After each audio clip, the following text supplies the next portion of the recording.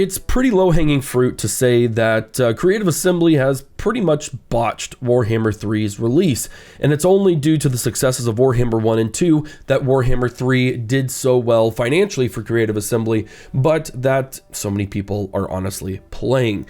So much so that even at the 1-year anniversary of Warhammer 3, only 2 partners of the Creative Assembly Partner Program are actually taking active part in the streaming bonanza, whatever you want to call it. And I think this is largely due to a lack of communication. Sure, there have been updates, sure there has been DLC, but the lack of communication and openness from Creative Assembly on what's going on with the game up until earlier this week with Richie giving out his little spiel. They even admitted themselves they've kind of dropped the ball on it. And we are going to see 3 DLC this year for the game, but that's not what I'm here to talk about. Despite all of the failings that I feel Creative Assembly has had with their communication, with everything going on with Warhammer 3, I think Update 2.4, they finally got their heads on just a smidge straighter than before.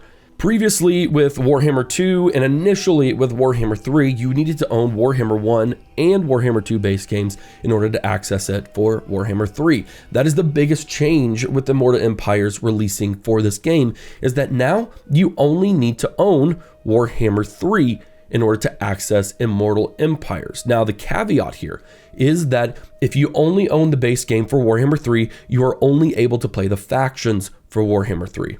Now, while that still might be a little bit of a disappointment, you're only starting out with a handful of factions, they have done yet another actually smart thing in that not only do you just need to have Warhammer 3 in order to play Immortal Empires just with the Warhammer 3 base factions, but if you want to play with any other factions, be it from Warhammer 3, Warhammer 2, or Warhammer 1, all you have to do is either buy the base game to access those factions, or you can buy any of the DLC for any of the 3 games. So that means, for instance, if you want to play, just say like the Tomb Kings, then all you have to do to play that in Warhammer 3, you don't have to buy Warhammer 2.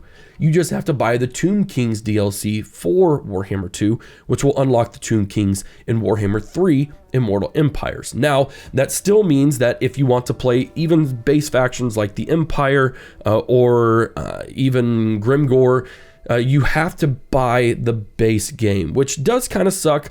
I kind of wish that like you could buy a faction relevant thing and unlock the faction as a whole. And unless I'm misunderstanding something, that's how it's going to be. But so for instance, if you want to play the Empire or the Dwarves, things like that, or even just the regular High Elves in Warhammer 3, you will have to buy that base game. Now, I think this is a really, really smart way to go about doing this, simply because it doesn't require so much of an investment for you to play.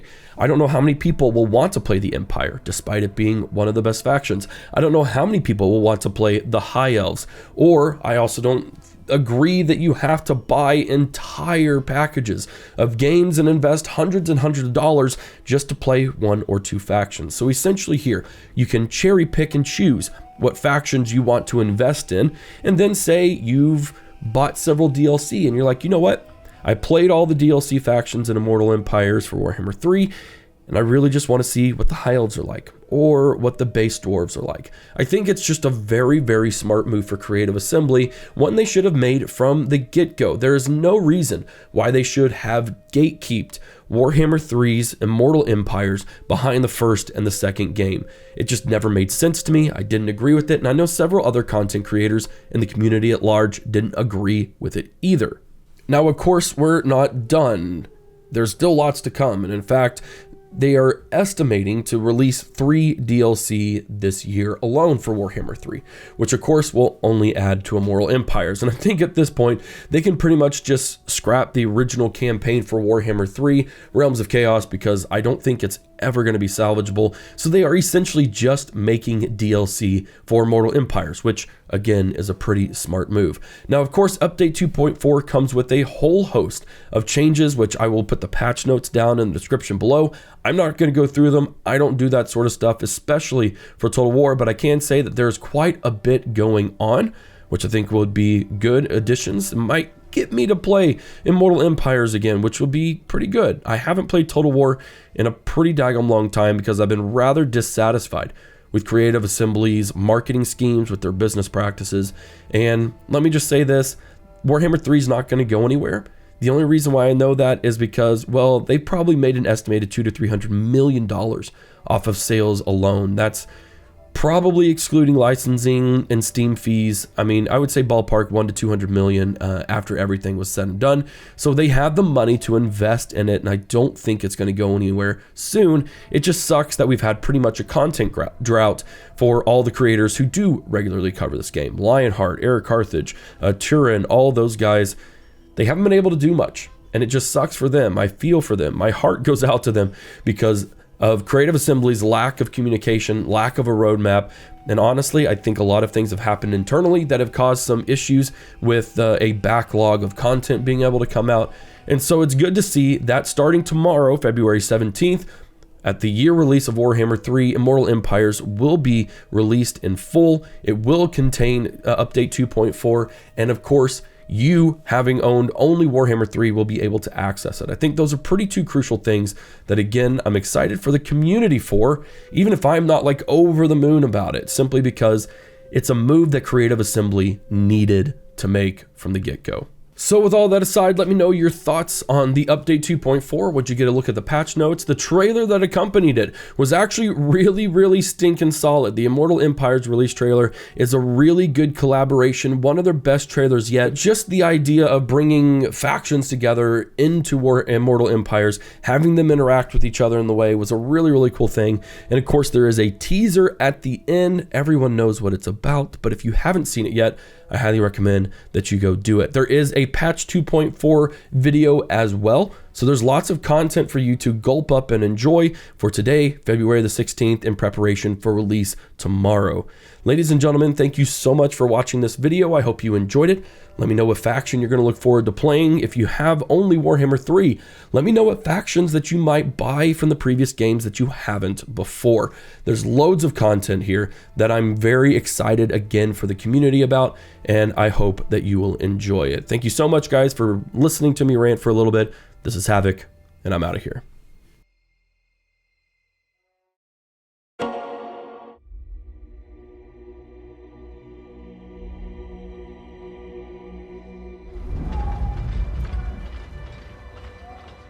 Storm clouds gather.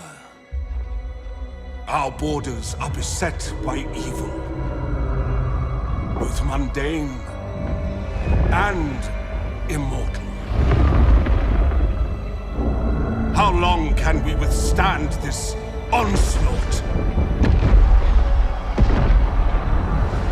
We must form an alliance. We either die alone or survive together. I concur. This threat is beyond any of us. With the Azur's guidance... This is just another Elgates game.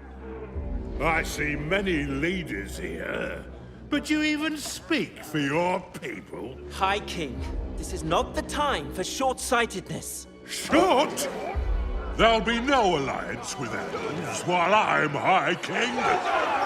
Only a reckoning.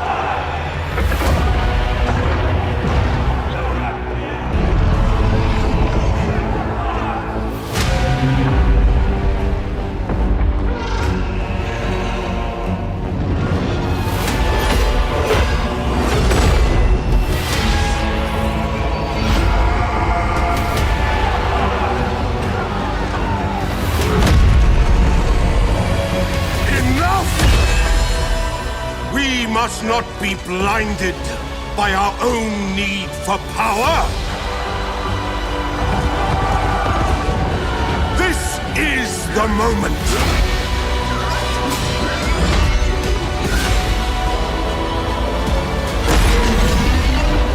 Your choices will decide the fate of this world. And all that inhabit it.